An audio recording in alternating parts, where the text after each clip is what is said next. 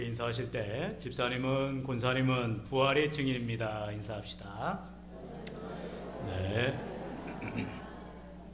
그 인사를 한다고 꼭 이렇게 그냥 고개만 까딱 하시는데 다짐하는 시간이에요. 주제를 좀 우리가 좀 더 이렇게 확인하는 시간입니다. 인사를 통해서 오늘 우리가 무슨 메시지가 우리에게 남아야 되는가 시간하는 거니까요. 다시 한번 우리 잘 앞뒷분하고 인사합시다. 우리 권사님은, 집사님은 부활의 증인입니다. 안마까지 해주시면 더 좋겠네요. 네, 안마까지. 네, 좋습니다. 안마 받으신 분들은 졸지 마시고. 네. 이제 우리가 부활주를 맞아서 아침부터 이렇게 계속해서 부활에 관련된 찬양 또 메시지 또 이렇게 귀한 시간들을 보내고 있습니다. 특별히 방금 듣도 보도 못한 이렇게 또 국악풍의 귀한 찬양을 피아노로 하고 있습니까? 장구를 쳐야지. 다음부터 섭외를 하세요. 피아노로도 충분히 커버가 됐습니다. 덩기덕이 돼야 되는데, 퉁덕퉁덕 돼야 되는데, 오늘 말씀을 통해서 우리 예수님께서 부활하셨음을 우리가 꼭 깨달아서 부활의 신앙이 왜 중요한지를 알아 우리가 부활의 주님을 꼭 만나시고 뿐만 아니라 경험되어지시기를 주의 이름으로 축원합니다. 먼저 우리가 부활의 증인이라면 3절 말씀을 통해서 우리가 찾아보기 원하는데요. 우리 다 같이 3절 읽겠습니다. 시작.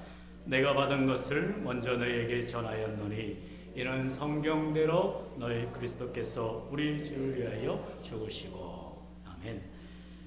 방금 우리가 예배를 시작하면서 사도신경으로 우리의 신앙을 고백했습니다.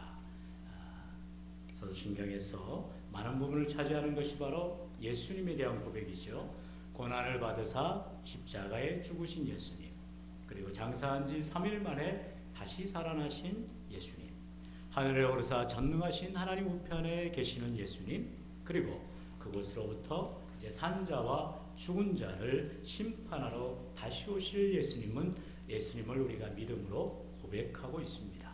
이와 같이 우리의 신앙의 고백은 바로 예수는 그리스도라 고백하는 것이 우리의 신앙인 것입니다. 뿐만 아니라 예수님께서 나를 위해 죽으셨다가 그리고 또한 다시 살아나셨다는 것을 믿음으로 고백할 줄 있기를 축원합니다. 한번 따라합시다. 예수님께서 나의 죄를 위해 죽으셨습니다.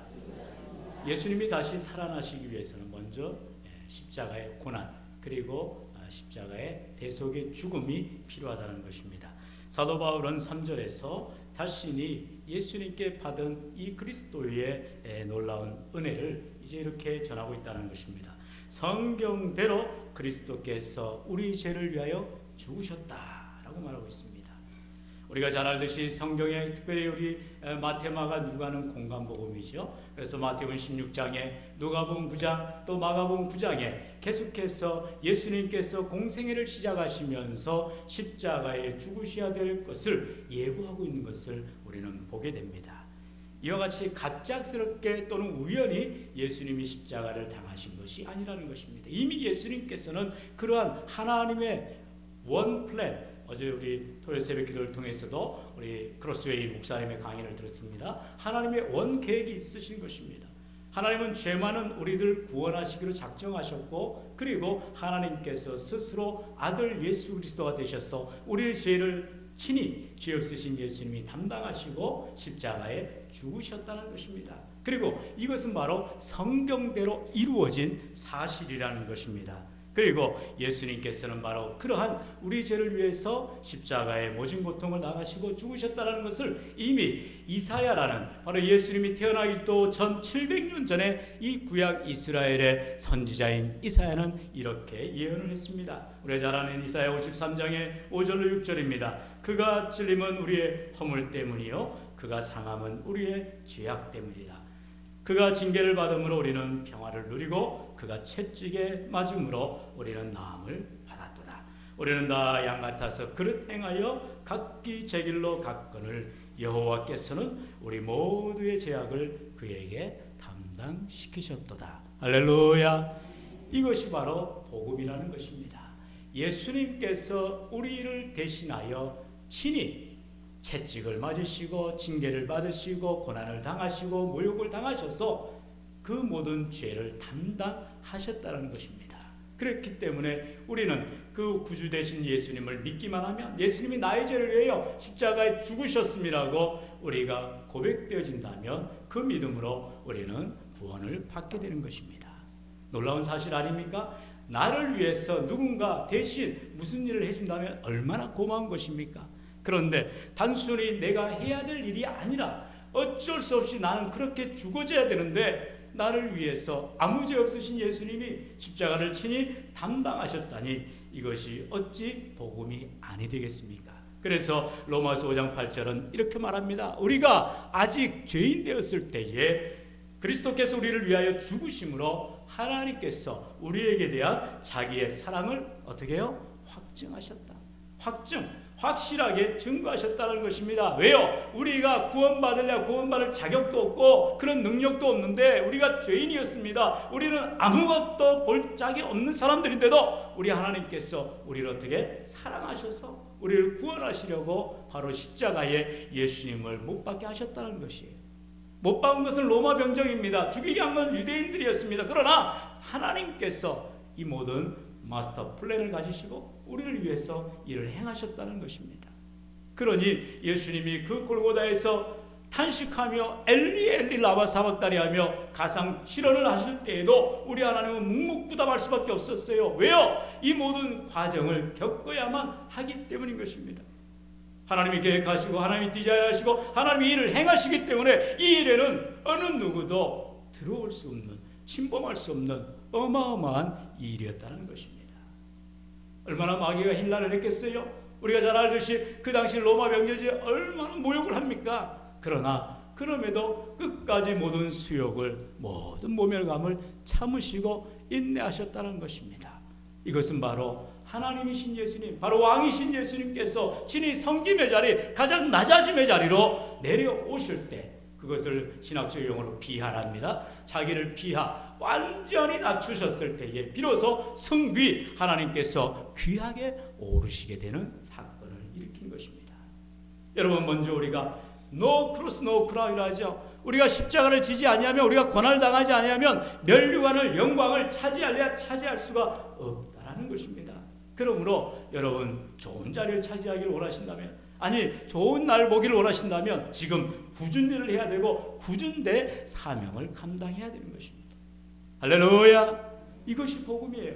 여러분, 우리는 늘 좋은 데만 있기를 원합니다. 그러나 하나님께서는 가장 낮고 천한 곳으로 오셨고 태어나실 뿐만 아니라 평생을 그렇게 공생애를 사셨고 마지막까지도 모멸감 가운데, 수욕 가운데에 우리 예수님이 생을 마감하셨던 것입니다.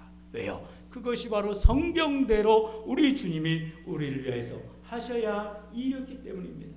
여기에는 다른 어떤 판단이 없습니다. 다른 생각이 없습니다. 그냥 묵묵히 걸어가면 돼요. 그래서 이사야 선지자는 그렇게 말하죠. 그는 어린 양 되신 예수님이십니다. 그래서 양털 깎는 자 앞에서 순한 양 같다는 것입니다. 요즘 우리나라에도 이제 그 양털을 깎는 또 쇼도 있고 또 그런 목장도, 양떼 목장도 있죠. 제가 한 10여 년 전에 그 뉴질랜드에 생활하면서 그 이제 양떼 목장을 관광을 한 적이 있습니다. 이제 투어를 하면서 거기에서 뉴질랜드에서 해마다 가장 양털을 빨리, 그리고 메리노 울이라는 큰 양의 그 양털을 제일 많이 깎는 사람이 이제 챔피언이 되는 그런 시상을 해요. 그래서 거기에 항상 1등한 사람이 이제 쇼를 합니다.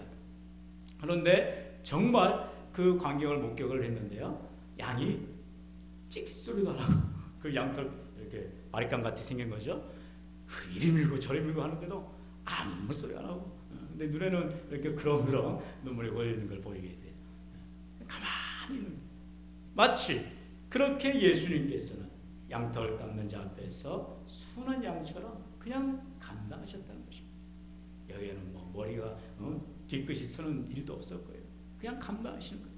마찬가지입니다. 저와 여러분의 삶 가운데서도 우리가 주님을 따라가는 제자라면 우리에게 당하는 고난, 우리에게 당하는 십자가 그냥 감당하면 되는 거예요. 이것을 내가 이걸 해야 돼 말아야 돼 이게 아니라는 것입니다. 그냥 감당하실 때 하나님과 함께 영광의 자리에 나아가야 될 줄로 믿습니다. 여러분, 이것이 부활의 증인의 모습인 것입니다.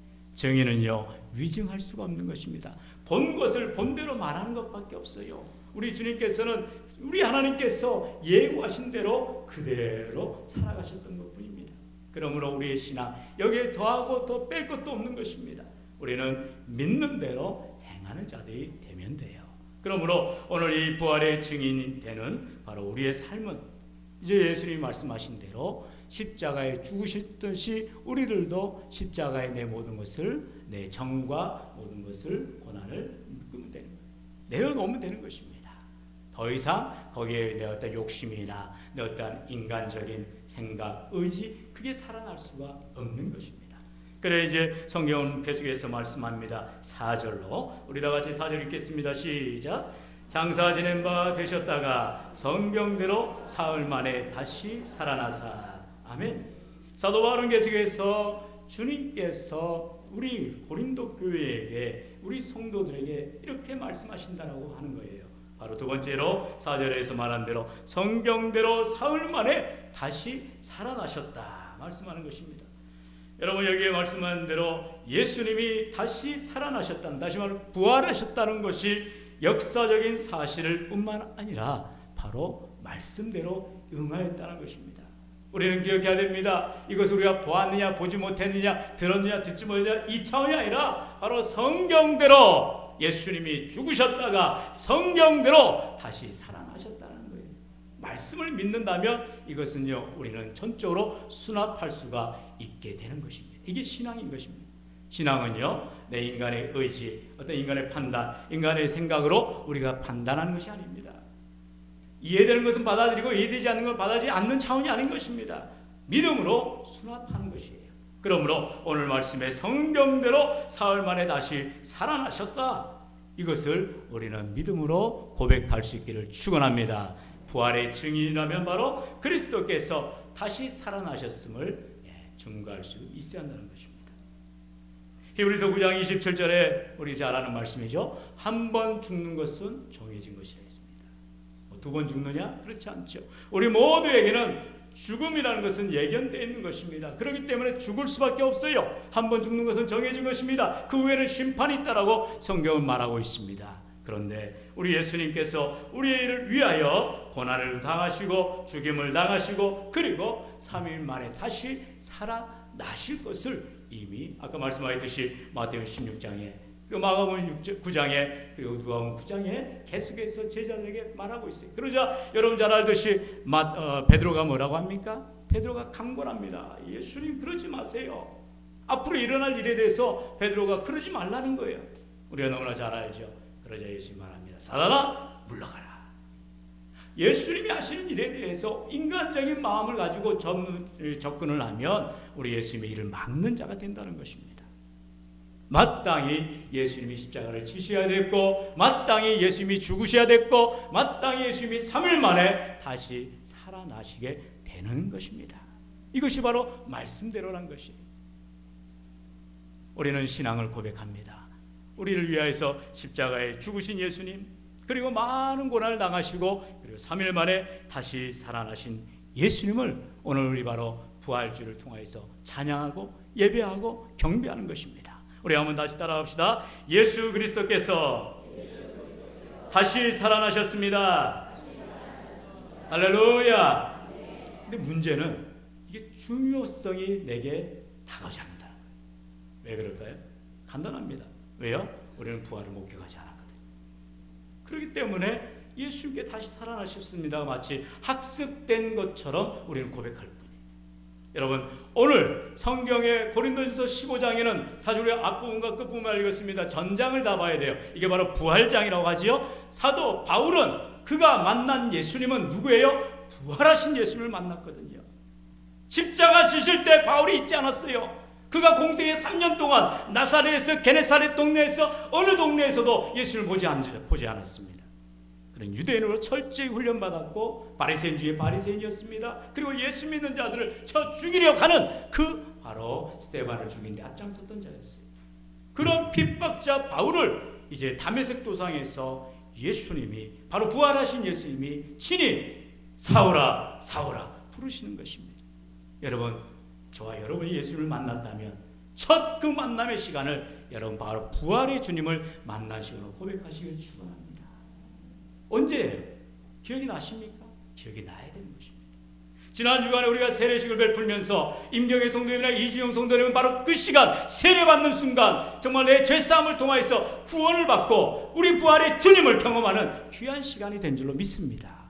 또한 할렐루야, 우리 이지용 성도님 혼자 왔는데 아멘도 안 하시네. 이게 얼떨떨 하실 거예요. 뭐 꼭 세례를 받을 때에 성령이 임하냐 마냐 아니에요. 우리가 확증하는 것입니다. 그렇기 때문에 지금은 내 감정적으로 그것이 느껴지지 않을지라도 이미 성령께서는 역사하시고 조명하시고 힘을 주시는 것이에요. 우리 나중에 생활을 하다 보면은 야, 내가 이렇게 세례 받았을 때 그 감격, 그 기쁨 회복되기를 축원합니다. 사실은 그래서 제 세례파들이 나온 이유가 그런 거예요. 어려서 그냥 유아 세례 때 또는 뭐 나이가 이제 우리 10달 되면 이제 입교를 받고 또는 여러분 예수 믿고 멋모르고 그냥 그 시기에 따라서 6개월 되면 학습받고 또 6개월 되면 세례받는다 해서 어떠한 단계로 인해서 세례를 받다 보니 나의 어떠한 의지와 상관없이 나의 경험과 상관없이 세례의 기쁨과 감격을 누리지 못하고 그냥 살아갈 때가 많습니다. 그렇다고 해서 다시 세례받느냐? 그렇지는 않습니다. 그래서 우리는 성령 세례라는 말을 하는 것입니다.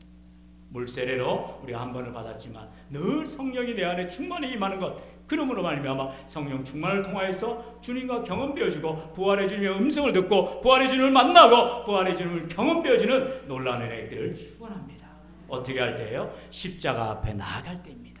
담대히 예수로 나아갈 때, 주님 앞에 나아갈 때에 주님과 만나는 놀라운 역사가 있게 되는 것입니다. 그 자리가 바울처럼 핍박의 자리가 될 수도 있습니다. 나의 의지와는 전혀 상관없이 인생을 살아가는 가운데에서도 주님을 만날 수가 있다니까요.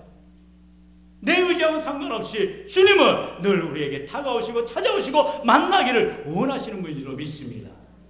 우리 잘 아는 요한계시록 3장 20절에 볼지어다 내가 문 밖에 서서 두드린다 했습니다. 우리 주님은 늘 우리 마음 문 밖에서 우리의 마음을 열어주기를 원하시는 것이에요. 주님이 내 안에 들어오셔서 나와 함께 더불어 살기를 원하시는 것입니다.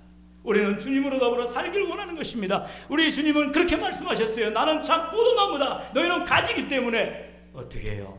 가진 우리는 포도나무에 딱 달라붙어 있어야 된다는 것입니다. 그럴 때에 저절로 열매를 맺고 풍성한 과일을 맺게 되는 줄로 믿습니다. 내 노력이 아닙니다.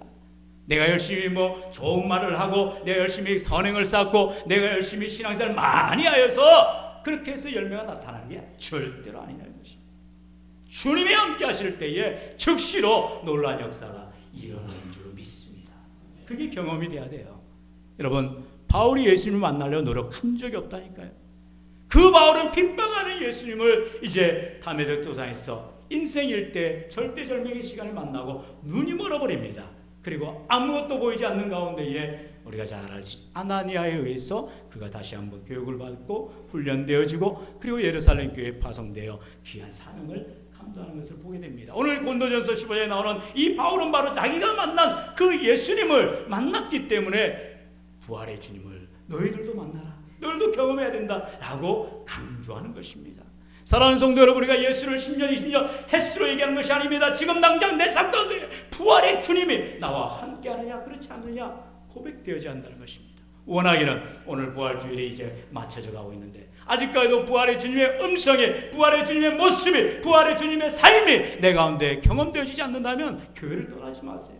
예배당을 떠나지 마시고 주여 내게 부활의 주님을 만나게 하여 주옵소서, 경험되어지게 하여 주옵소서. 주님의 영광의 자리에 유대인은 늘 고백했습니다. 세칼이라고 했습니다. 하나님의 인재 가운데 들어가야 하나님의 능력 안에 우리가 구할 수가 있게 되는 겁니다. 그냥 교회만 왔다 갔다 하는 것이 아닙니다. 성전들만 받고 왔다 갔다 하는 것이 그건 종교인의 모습이지 신앙인의 모습은 아니라는 것입니다. 제가 한마디 하겠습니다. 여러분, 오늘 교회 예배 우리 많이들 부활절이라 해서 늘 하는 거 있죠. 계란을 받으셨어요. 저는 솔직하게 죄송하지만 우리 한국교회가 부활절마다 달걀을 나눠주는 이유가 뭘까요? 이유가 뭘까요? 그걸 먹고 마시라는 것이 아닙니다. 그걸 가지고 나아가 부활의 주님을 전하라는 것입니다. 전하셨어요? 아직까지 가지고 계시다면 나가시면서 아무나 던져주시기 바랍니다. 몰래 먹지 마시고 먹더라도 교회 마당에 좀 버리지 마시고. 오늘도 제가 그 어떤 놈이 죄송합니다. 어떤 아이겠죠. 계란을 갖다가 확 밟아가지고 그냥 노른자 그냥 교회 앞마당에 쫙 빨리 있는 거예요. 나중에 어떻게 되면 냄새 납니다.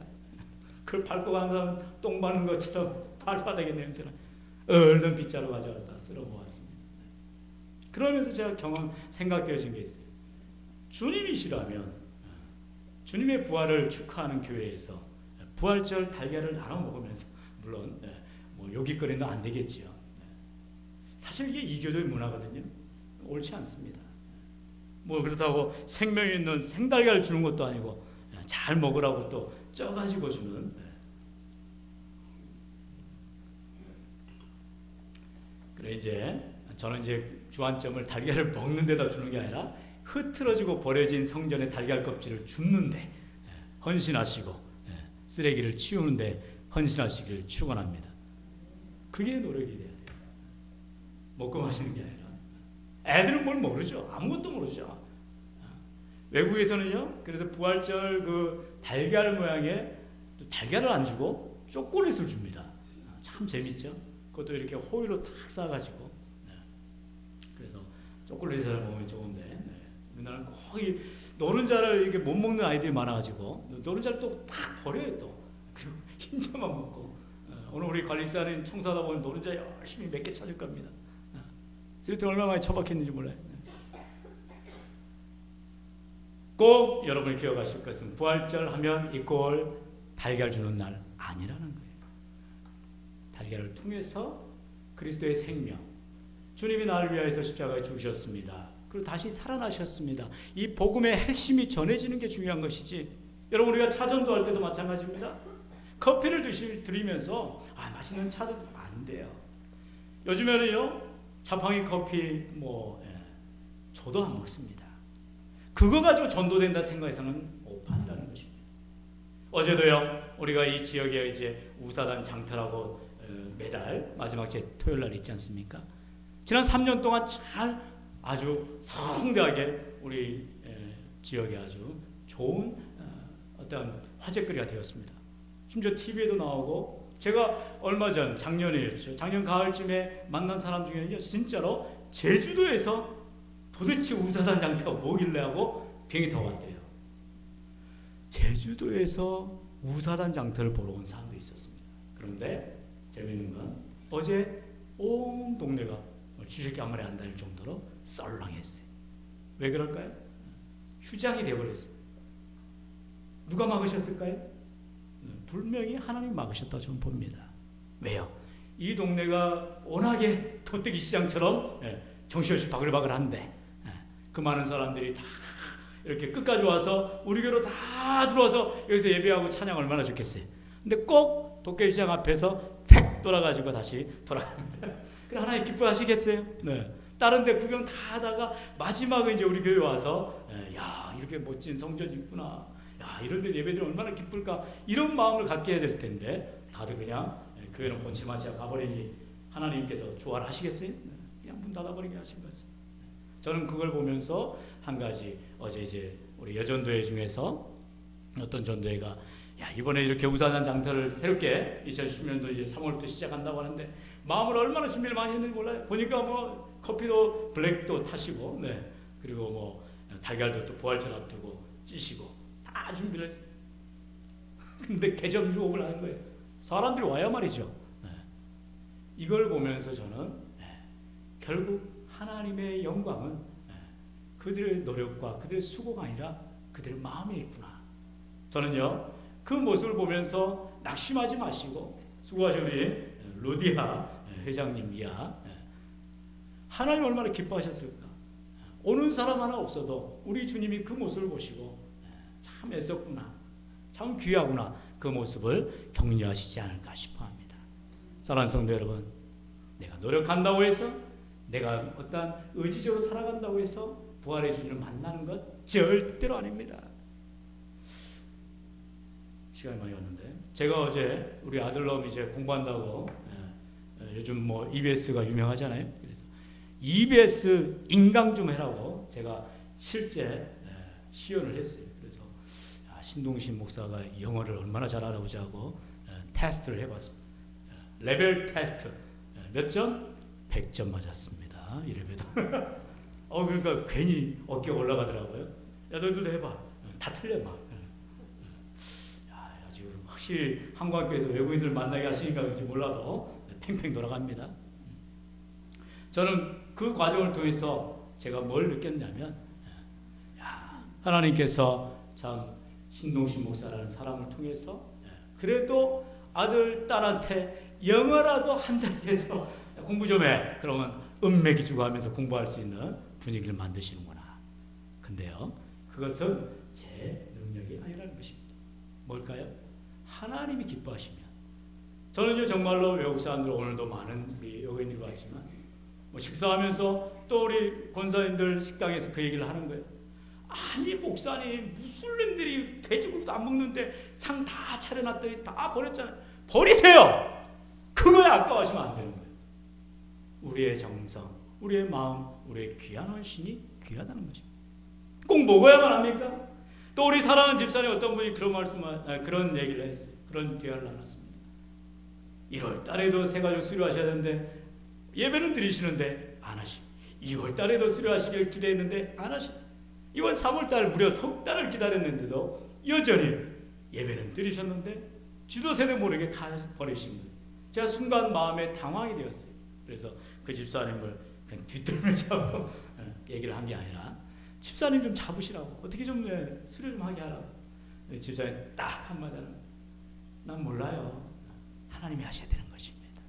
여러분 신앙생활은 단계별로 이루어지는 신앙생활이 아닙니다. 초등학교 졸업했다 중학교 들어가고 중학교 졸업했다 고등학교 들어가는 신앙생활이 아니라는 것입니다.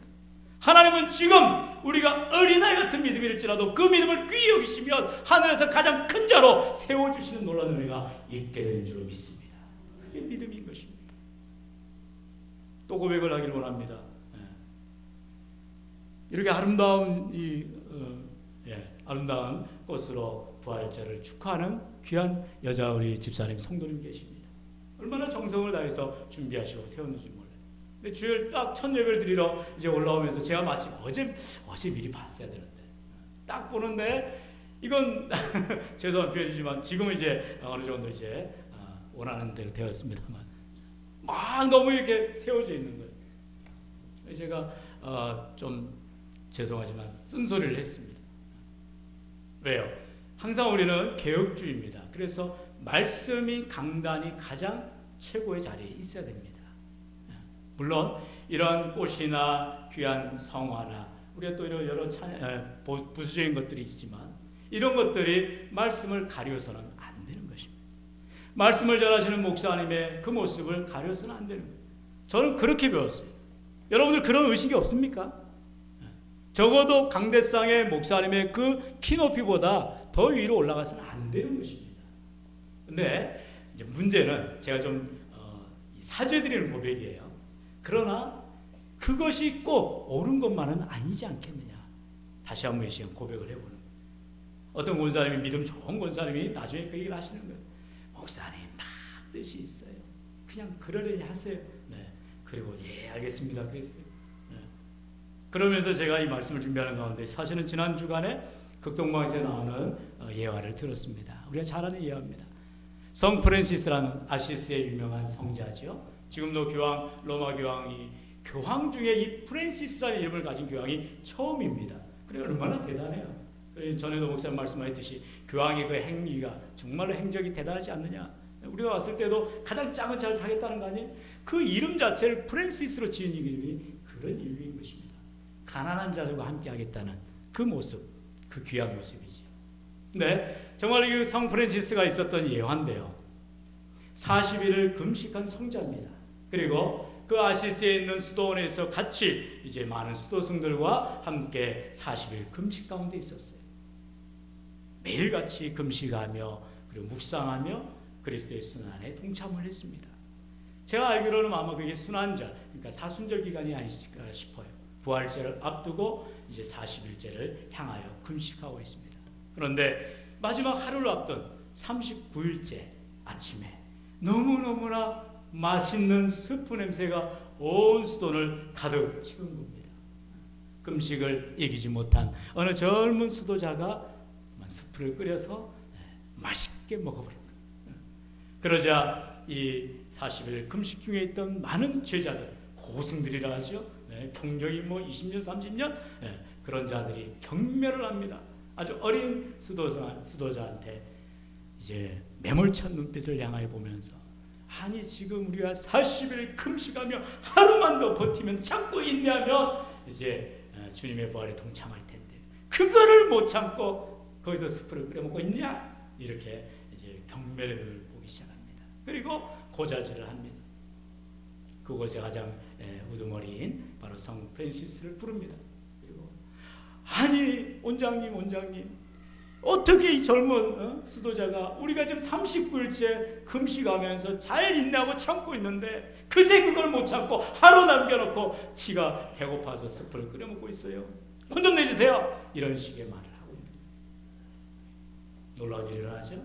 그러자 그 프란시스가 그 젊은 수도승이 먹고 있는 스프에 숟가락을 넣어서 먹기 시작하는 겁니다. 깜짝 놀라는 거예요. 아니 어떻게 원장님이 혼내줄 줄 알았더니 그만 그 스프를 오히려 같이 먹고 있더라는 것입니다. 39일째 금식하던 원장이 난데없이 금식을 끊어버린 겁니다. 그러면서 그 고승들과 제자들에게 하는 말이, 우리가 지금 무엇 때문에 금식하는 것입니까? 우리가 지금 어떠한 신앙의 삶을 살아가는 것입니까? 금식한다고 그것이 우리의 의를 드러낸 것이라면 그것은 금식하지 않는 것만 못하는 것입니다. 이렇게 수도 원장이 얘기를 했다는 것입니다.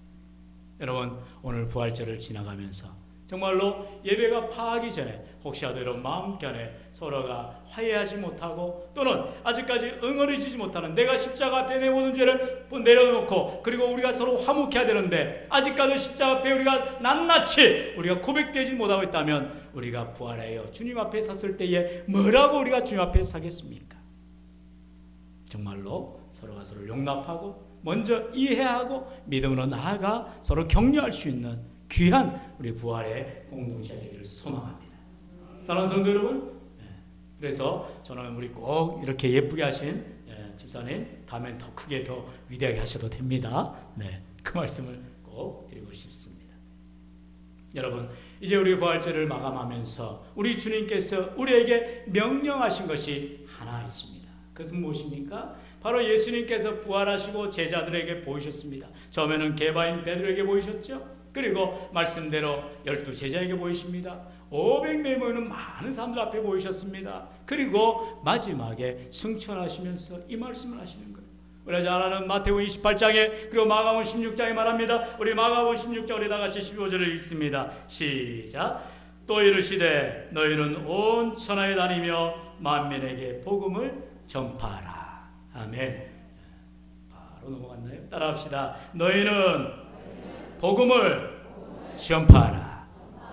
부활의 증인이 되라는 것입니다.